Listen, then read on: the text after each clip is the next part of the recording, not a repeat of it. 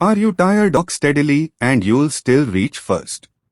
Now moving on to step 2, day versus night study, which is better? This is a hot debate. Some say wake up at 4 am, others say study till 2 am. The truth is, there's no universal best time. It depends on you. So here's how to find your peak zone. Take 2 days and test. On day 1, wake up early and study between 5 to 8 am. On day 2, study between 8 to 11 pm. Track your focus, energy, and speed. Are you yawning? Getting distracted? Or are you flying through your tasks? Personally, I find night time peaceful, no traffic, no distractions, and my mind works faster. That's when I do concept-heavy subjects like physics or history.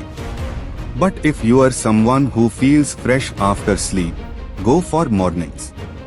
The key is, once you discover your focus zone, protect it like gold. Turn off your phone, tell your family not to disturb you, and study as if nothing else exists. Those 2 hours of full focus are more valuable than 5 hours of distracted effort. Let's now go to step 3, the Pomodoro technique.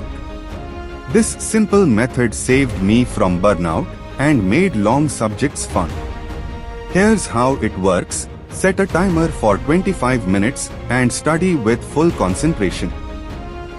No phone, no checking Instagram, no talking. Then take a 5-minute break, drink water, breathe, walk around. Repeat this 4 times and then take a longer 15 to 20-minute break. Why is this so powerful? Because our brain isn't designed for marathon focus. It works best in short sprints. I use Pomodoro during maths or biology. For example, 25 minutes solving trigonometry, 5-minute break, and then revision in the next cycle. It makes the subject feel light and manageable. You can use apps like Focus Keeper, Pomodoro Timer, or even a regular clock. The important part is discipline. The moment that timer starts, go all in. After a few days, you'll start entering a flow state where time disappears and all that matters is your task. That's when real learning happens. Coming to step 4, the Feynman technique, one of the smartest study hacks in the world. The idea is simple. If you can't explain a topic in simple words, you haven't understood it well enough. After learning something, say, refraction of light, don't just close the book.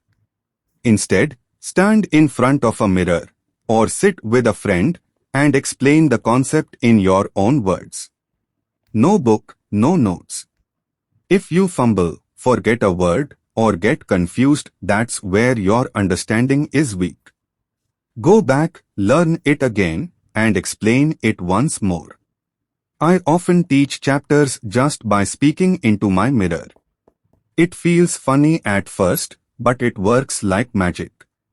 Your brain shifts from passive reading to active teaching, and teaching is the best form of learning.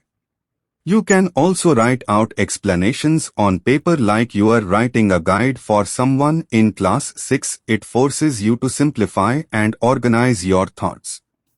Trust me, this one method can make even the toughest topics feel easy.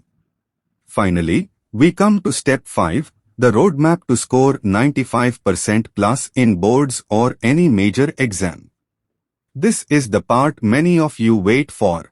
And here's my honest breakdown. First, begin with short lectures from YouTube educators like Prashant, Shobhit Nirvan, or Digraj Sir. Their 15-minute explanations can give you a quick overview and break complex ideas into simple steps. Once you understand the concept, immediately open your insert. It is your gold mine. Read every line slowly, and after every paragraph, pause and ask yourself, can I explain this in my own words? If yes, good. If no, read it. That's Feynman again in action. After that, move to practice, solve at least 10 to 15 quality questions related to the topic. It could be from your textbook, sample papers, or educart books. Don't just do it for marks, do it to understand how the questions twist the concept. After solving, review your mistakes. Finally, make summary notes or formula sheets. I write one-page summaries for each chapter so that before the exam, I can revise an entire chapter in 10 minutes. And please don't forget revision. The biggest reason students forget is not reading, but not revising. Use spaced repetition, revise day 1, day 3, day 7, day 14, and the chapter is locked in long-term memory. All of this takes discipline, not talent. You don't need to be a genius, you need to be consistent. Believe in your ability, stop comparing, and take small daily steps toward that 95 plus score. So, these were the 5 powerful smart study methods that I personally follow every day, and I'm already seeing results.